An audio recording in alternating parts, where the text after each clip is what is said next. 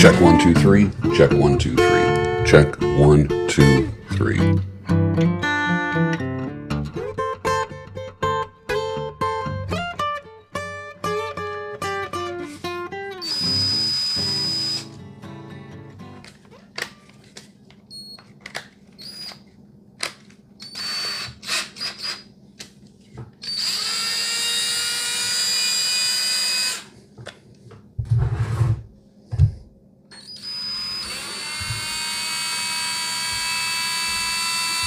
Stirring the coffee with chopsticks using the vortex machine. How do I even begin with this? Stirring the coffee with chopsticks using the vortex machine. The only true way to optimize the taste of your coffee.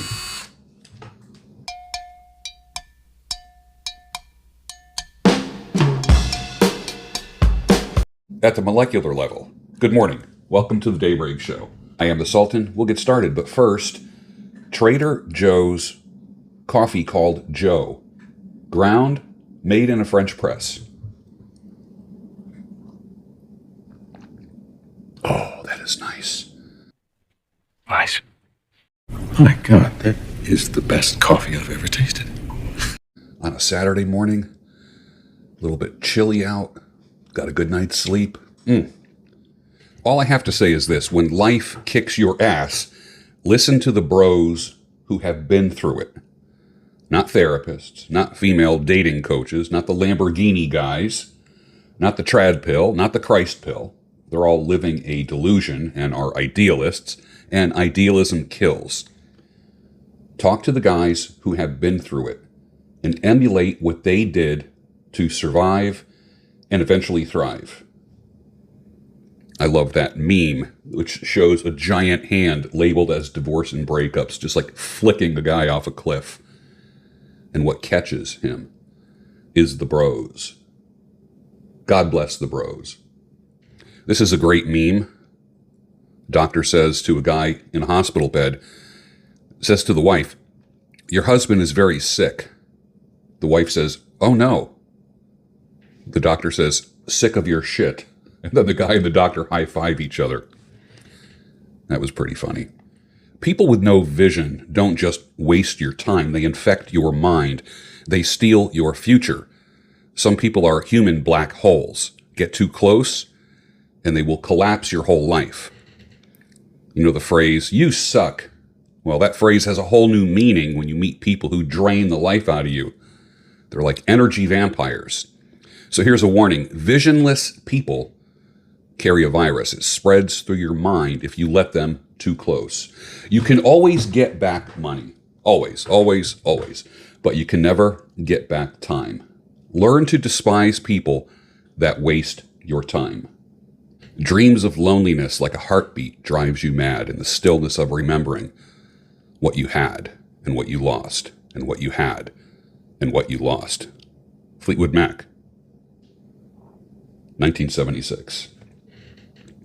I've always said some of the most based, real Christians are reformed guys that turned Orthodox. Think about this. From using nails to tack the 95 Theses on a door in Wittenberg, Germany, to putting nails in a wall and hanging icons of Christ that you see.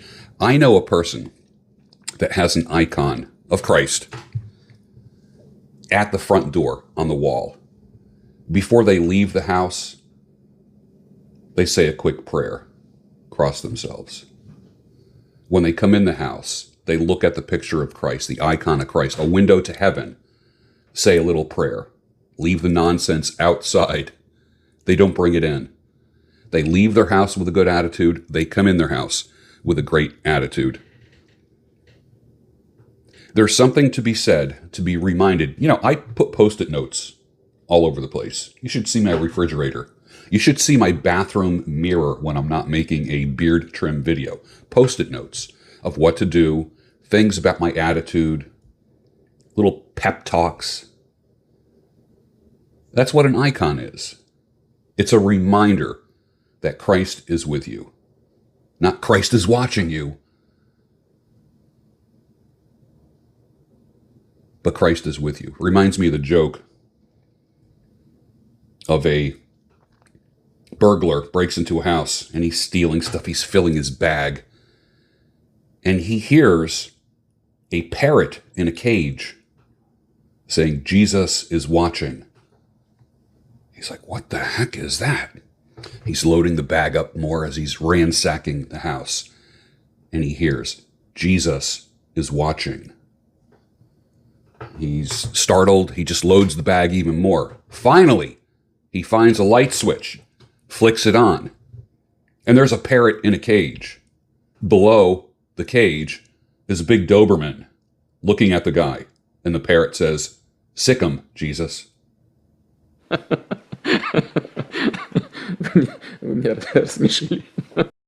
Studies suggest that 9 out of 10 men prefer a woman with curves.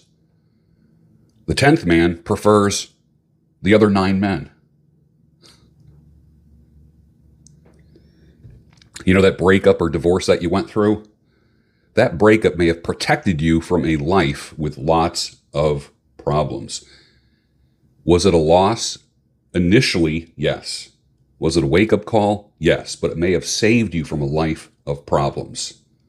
So, is your divorce or breakup something to be thankful for? You don't really know when it happens. After a while, when you get some distance in there, you think to yourself, whew, did I dodge a bullet on that one? Maybe you were the bullet that she dodged. I'm an equal opportunity offender here. Sometimes the problem might have been you. And you need to realize the role that you played in the demise of the relationship or the marriage. Most guys ignore red flags when they move forward in a relationship or a marriage. And then only after a while do you realize what you did, what you may have overlooked, and you might have gotten blindsided. That's a fact. I'm not ignoring that. There's a lot of guys out there who tried their best, but she just wasn't happy. I remember in 2019, I posted, a woman past her years of fruitfulness with no children is not free. She is bankrupt. Her beauty fades, her value withers, and the bloodline she could have carried turns to dust. This is not misogyny. It's pure mathematics. Assets depreciate when left unused. And while men are building empires, she burns her inheritance of creation on the altar of pleasure. There is no legacy in lust, only emptiness echoing into the grave. You know, it's interesting. Today's modern woman has more entities entering her than babies coming out. Breasts were made to feed a baby, not pleasure boyfriends. In our modern world, we have flipped. We've inverted the use of our bodies for pleasure, not procreation or creation. This is why I say look for a woman who is a builder. Build what you say. Build something that can outlive you. One of the things that can outlive you is children. Now, if you are a couple that doesn't have children for biological reasons, that there's a reason for that. Maybe you are to foster. Maybe you are to focus your energies on other people and making the world a great place for other people. That's a possibility as well. So we are not poking fun at every womb out there that doesn't have children. I'm talking about the ones that choose not to in order to have pleasure in their life. Great name for a law firm, Ditcher, Quick, and Hyde. Consistent with my concept of date long and marry slow, and if you're going to get divorced, divorce fast. I was talking with Angela yesterday, who was talking about Dr. Joe Dispenza. If you're not familiar with Dr. Joe Dispenza, pretty cool guy. I like his stuff. Some of it's out there, but you're on a beach and certain areas of the brain light up in a brain scan when you're on a beach. Toes in the sand, the wind and the waves, crashing, the warm sun, you feel the grit of the sand, the smell of suntan lotion. A day at the beach, a typical day at the beach, the sound of seagulls flying.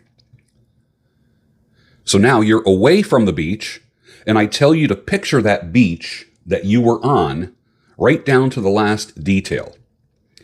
The very same parts of the brain light up in the scan. Even though you're nowhere near a beach, your brain is still responding as I prompt you to remember your times at the beach, where your feet were, where you were sitting, the chair you were sitting at, what you smelled, what you heard. What does that tell you about the brain? That even imagining something can give you the same physical results. The implications are this. Imagine closing a sale, making a business decision, making a speech, creating a film, stepping out in a business venture. Is reality real, or is it what you practice in your mind? And that was all introduced to me by Dr. Joe Dispenza many, many years ago. He's the guy that says goals are nothing but memories of the future. Isn't that profound? Goals are memories of the future. What do you want to accomplish? Picture it right down to the last detail. Oh boy, here we go again. The world's fastest depreciating asset is a woman over 40 that doesn't have children. She's great in bed, but she has nothing else going on for her. Congratulations on being a bad steward of everything good that God has given you. There's no redemption. Yet, Scripture says, yet she will be saved through childbearing if they continue in faith and love and holiness with self-control. Marriage and childbearing are good for a woman and good for a man. If not, what is appreciating in your life? Where are you adding value in life? How are you glorifying God in your life? Many women are soul-crushing tumbleweeds that blow into a man's life and then blow out, leaving a path of destruction, not unlike a tornado. We are attracted to stable tornadoes, but they are also like a wild animal that we think that we can domesticate. A creature will always be true to its nature. Of course, it bit you. It's a cougar. Of course, it bit you. It's a snake. Of course, it bit you. It's a grizzly bear. Another reason to date long, marry slow. And if you're going to get divorced, divorce fast. What is the highest grossing horror film of all time? None of what I thought. The numbers tell the story. The ones that I thought would be at the very top are Night of the Living Dead, Halloween, and Alien. All blockbusters, right? But this list of the 10 highest grossing horror films of all time are as such. Number 10, The Meg, which I thought was pretty good. I remember that was in 2018. I think I saw that with Chrissy. We went to the movie tavern and saw The Meg about a giant shark. That was fun. $530 million it made. War of the Worlds came out in 2005. That made $603 million. Kind of a sci-fi horror hybrid. And a lot of people would exclude that from the pure horror list. War of the Worlds. Number 8, Jaws. $476 million in 1975. Now think about that. $476 million in 1975. What would that equal today? Pretty successful, right? And again, that's not always classified as a horror film. Not always. More of a thriller.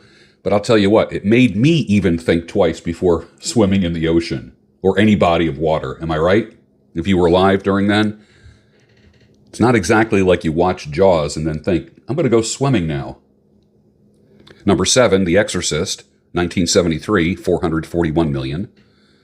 Number 6, The Exorcist Believer, 2023. I don't think I ever saw that. $444 million it grossed. Number 5 was It, Chapter 2, Stephen King. That was 2019. That made $473 million. World War Z.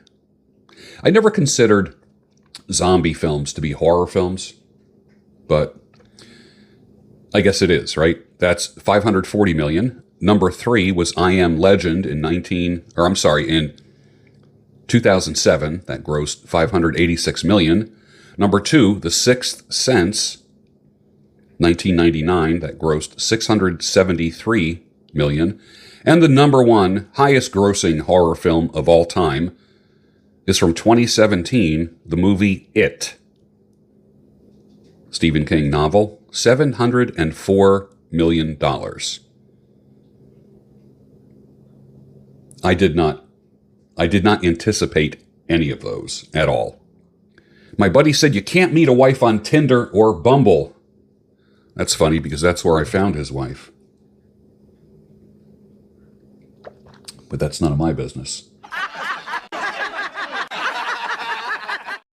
Here's an interesting statistic. The clitoris has 8,000 nerve endings, and it still isn't as sensitive as some of you cunts out there. That's a joke. Are you connecting? Some of the best men's personal care products that I've ever used, and I've been using them for 8 years now, is from the Grondike Soap Company. Bullitt Cologne, pheromone infused products, beard oil, beard balm. I'll put a link down below. Use the promo code SULTAN20 for a very sweet discount. It's actually the biggest discount on the web today. Cancel culture. Screw that, right? If it's true and you want to say it, then say it. I've done it. I've walked close to the edge of getting canceled for years now. Cancel culture is a control mechanism. It's not about morality, not about the truth, but about silencing, controlling, and intimidation. The playbook is simple. Label someone as problematic, insensitive, racist, sexist, misogynist. Strip away their platforms, and then everyone else falls in line out of fear. I say to you, don't censor yourself to appease idiots who contribute nothing and want to just control you. If your words make people uncomfortable, that only means that you are close to the truth, which means you have to make your revenue streams bulletproof, which is wise no matter what. Don't offend people just for shock value. That's their game. The truth is offensive enough in 2025. But don't keep your mouth shut if you are a truth teller. Like I said, when you feel them closing in, that means you are just getting close to what they don't want you to see or hear. Wake up! Wake up! Wake up! I saw this video of a guy with the newest girlfriend robot at an AI expo. Looked pretty real. A lot of times you can't tell AI from reality, but this one looked real to me. My comment is, even an AI girlfriend bot will be monkey branching soon, saying, I love you, but I'm not in love with you. Can we be just friends? Oh, don't worry about him. He's like a brother to me. She called her last owner narcissistic and abusive, and she will be waiting at the finish line to bang the winner. You know what a politician's number one job is? To get elected. So they will do whatever it takes to get elected. You know what their second job is? To get reelected. Not serve you. When was the last time a politician actually represented you? You know, like if you don't like something going on in the community, you don't like policies or whatever, people say, well, call your representative. That makes me laugh every time. Because when was the last time your representatives actually represented you? Never. Never. They're after their own interests and the interests of them that control them. That's how politics works in America. And of course, we're spreading that garbage all over the world with what we do with other countries. Toppling governments, destabilizing leaders. We're great at that. Pain is inevitable. Suffering is optional. You can't always avoid hardship, but you can choose how you respond to it. In the Stoic philosophy that I try to live by most of the time, which I have to, because if I don't practice Stoicism, I'm punching walls. In Stoic philosophy, they say suffering is the story that you keep telling yourself about your pain. You need to stop that. Stop telling yourself the horror story of your divorce, of your breakup, of your car repossession, of somebody dying, of you losing your home, of you getting fired or laid off. Stop telling yourself the horror stories over and over and over. Pain is inevitable. You're going to have pain.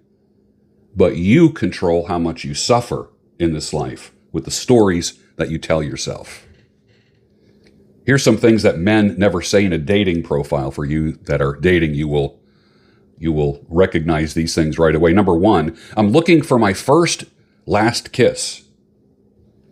Number 2, the beach is my happy place. That one always correct. Anything that says happy place.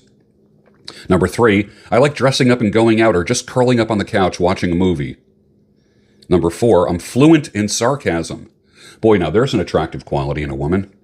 Must love dogs, cats, whatever. Must love something. You have to love it. Number 6, I'm spiritual, not religious. That just means you're Jewish. Number 7, friends first, of course, unless you're hot, and then I break all my rules. Number 8, I'm not into hookups. The interpretation of that is, last week I had a hookup, and I feel bad about it, so I'm not into hookups now. Number 9, strong and independent, until I have a flat tire or there's a leak under the sink. Men don't need women at all. Men are not necessary unless a bridge needs to be built or a war needs to be fought. Number 10, I don't need a man, I want a man.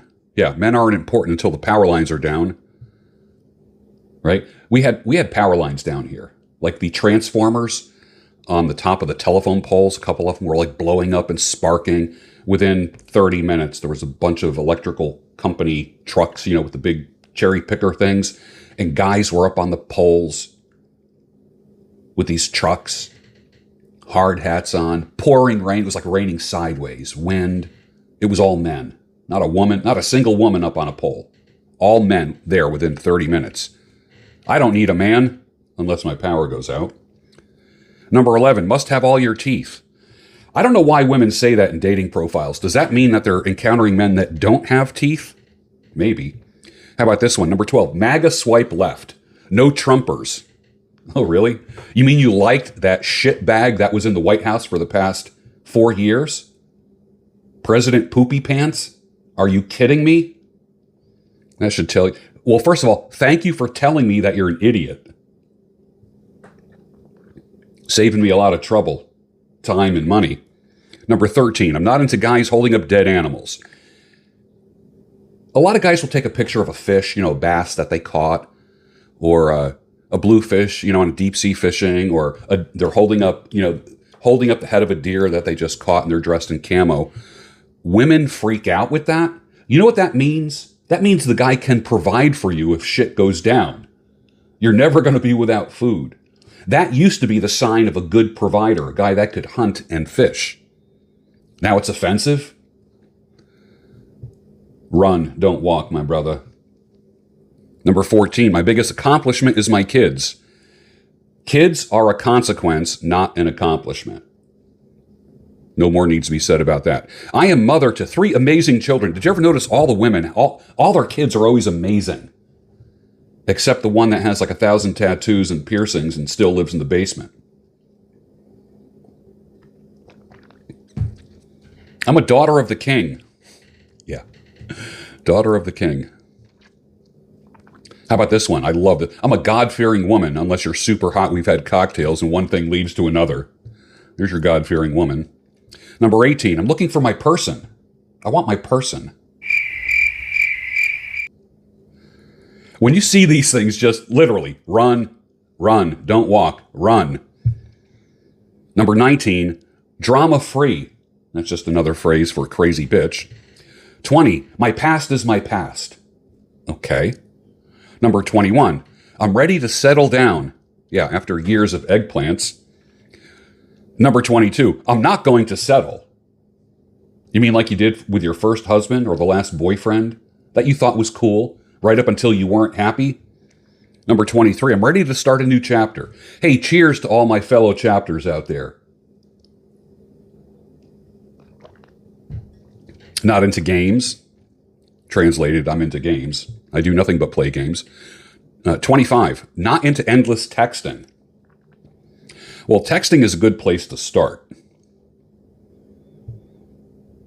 Number 26, I'm looking for my soulmate, a connection, chemistry, vibe. No such thing as a soulmate.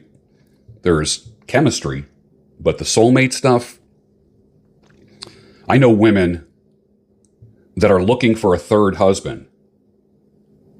Literally divorced twice, but they're still looking for their soulmate. I guess they do it until they get it right. Number 27, I'm a glass half full kind of person until I'm not. Number 28, I'm shy until I get to know you. Yeah, okay. Or you're hot, I'm horny, and then you'll get a BJ in the car. Number 29, I'm 420 friendly. I love that one. Which means that you are buying the drugs. And number 30, I know what I want. Translation, until I don't. This is always a funny meme. Why get married? Just pick a girl you hate and buy her house. That's pretty funny. Another great meme. Some women aren't meant to be tamed. You think you messed up. You didn't. That's just wild in a sundress. What one man couldn't tame can come easily to another.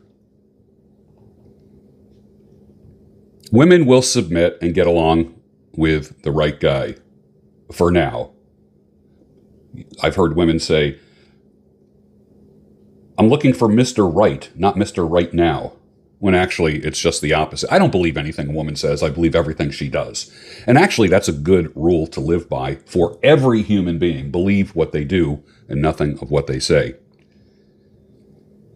My buddy asked if he could crash on my couch tonight. I had to explain to him, I'm married now. That's where I sleep. This is a funny meme. There's a woman playing piano, like a Victorian painting, and there's a man standing next to the piano.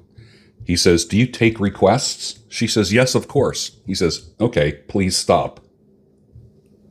Most women often keep backup plans. Most women already know who they're going to date after they leave you. They already do. Actually, his name is probably just a friend, a guy at work, Steve from accounting, or like a brother to me. But women usually have backup plans, old flames, male friends, beta orbiters, dance partners, and social media attention. They cheat without calling it cheating. It's not exactly polyamory in the ethical everyone knows about it sense, but it's definitely parallel sourcing. It looks innocent too, doesn't it? How dare a man question it? It's like gravity. It exists whether you acknowledge it or not, but you are still subject to it. Like the song from 1977 by England Dan and John Ford Coley. It's sad to belong to someone else when the right one comes along. Sir, you've lost women in your life because in her mind, the right one came along. And you were the right one at one time. You are no longer the right one. Society, feminism, social media, and Tinder just removed the old brakes from the wheels. It removed boundaries. The church, the community, shaming, it's all gone. It's all powerless. Now the hypergamy that used to be a quiet background process runs like an open app 24/7. All women are hypergamous. They're like a mobile device that's always scanning for a Wi-Fi signal. All women are polyamorous given the right circumstances. Women don't want to be married anymore. Actually, I met a woman recently who said that she thinks that she wants to be married again. And I was like, whoa, boy, that's a first in a long time. Many people who are divorced say never again. I don't blame them because of the shit that they went through. But I really do think that men and women are made for each other. I honestly believe that with all my heart. And something went wrong somewhere. We should not be avoiding the opposite sex, but many times we do. Why is that? Put your answer down below. Oh boy, here we go. A fella on Twitter, X, replying to me. He says, I'm not talking about religious people. I'm talking about people in whom the Holy Spirit resides. They who hear and do the Master's command, bearing fruit of his word, turning idealism into reality. People with the Holy Spirit do not divorce or make you want a divorce. I've said this now for years. Christian idealism kills. Sometimes you got to slap the Disney dust out of a conversation with Christian idealistic men. And the men who don't get this, they walk around paranoid. They just run tighter game. They hold silent frame. And they don't hand out commitment like freaking Halloween candy. Like the one trad Catholic guy said to me, just marry a woman that doesn't believe in divorce. Really? God's been too good to me. Good men, and I'll end with this, good men like you want these 10 very reasonable things in a woman. And somehow society has shamed you into believing that these things are too much or unreasonable. Number one, and this is in no particular order, a man wants loyalty above everything else. I don't want my woman kissing, hugging, or making eyes with another man. I don't want that happening. That's normal for me. That's normal for you. Do not be shamed. Don't fall into the trap of having a woman call you jealous. You're a jealous husband. You're a jealous boyfriend. Of course we are. Of course. We by nature are wired to protect that which is in our lives, whether it be our woman, our children, our property. Loyalty above all. Love, number two, low drama, high peace. A man settles where he has peace. You are better off being with a woman who brings peace into your life. Remember, peace over pussy. Wake up! Wake up! Wake up! And if you don't have peace, the vitamin P is not worth it, my brother. Number three, we want a woman who's feminine and fit. I didn't say you got to be skinny. Feminine and fit. We want a woman who's a team player, not a solo brand. Team you and I. We want a woman that respects our leadership decisions. We want, to respect our decisiveness and not always question everything that we do. Men want respect. Women want to be loved. Men want to be respected and appreciated. And when you stop getting respect, that's the beginning of the end. When I coach men, many times, the hardest question I'll ask a man is this: when did she lose respect for you? And that guy knows exactly the day and time that it happened. We want a woman to be family compatible. You're either creating a family or you are contributing to each other's families, extended families, and so forth. Or if you have kids and she has kids, you're allowing for the differences. Private loyalty. We want private loyalty.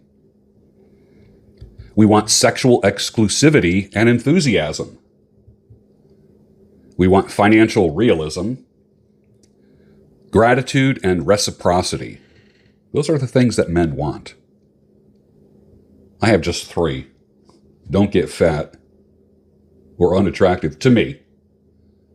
Don't embarrass me in public. And never deny me intimacy. That does not mean sex. Inserting A into B doesn't always mean that. Sometimes it just means if I need a hug, a kiss, or to be close, if I need that, I will signal that to you. But if you push me away, that's the beginning of the end of the relationship. And vice versa. If your wife or girlfriend needs you to hold her, just hold me. To comfort her, that's a role that you play. If you deny her that, she will find someone else to hold her. And one thing will lead to another, and you failed. And she's not happy. And you're not the man that she married. I dated with a date long, marry slow, and divorce fast mindset. I was with a gal once for 2 years, slowly building a nice thing. Apparently, she wanted a diamond ring faster. And in breaking up, she said, I feel like a whore for the past 2 years, and you used me. And I quietly and calmly gave her her apartment keys, and I walked away, not regretting or missing her. Within 2 weeks, she was fucking another guy. And I knew that was going to happen. I knew that. Because she canceled a date once on what was our written in stone date night. The clue was there. So there's your conservative woman right there. But you get to the point where nothing phases you anymore. And gentlemen, understand this and prosper. That's textbook emotional whiplash. I gave her a slow burn relationship that she claimed to want. When she realized it wasn't heading towards her timeline, and instead of saying, this isn't working for me, she tried to rewrite history and cast herself as a victim. The whole, I feel like a whore. Because you're a whore. That was basically theater. Translated that, I thought my patients would buy a ring, and now I'm mad that it didn't. The "you used me" line was projection, because within 2 weeks, she was proving exactly where her values and impulse control really are. The hard-earned beauty of the date long, marry slow, and divorce fast mindset is this. When you keep your emotions in check, you can walk away without bitterness, without drama, without feeling the need to win anyone back or to win after the breakup. And when you've seen enough masks come off of people, nothing shocks you anymore, because you already know that good church girls, conservative girls, are only conservative until they are inconvenienced. Me so horny. Stand it, accept it, stop taking it personally. That is when you win. Sir, stop trying to get her back and get you back. Save the man, not the marriage. Because when the man is saved, the marriage might stand a chance. But if the marriage fails, guess what is still strong and together and focused and earning and happy and healthy? The man. Wake the fuck up. And with that, finish your coffee, and I'll see you on the next Daybreak show. Next time in Moscow. The only home of sanity, clarity, and reason. You know, if you've ever met someone that you can be around who appreciates silence and who understands you without having to say a word, that's a gift.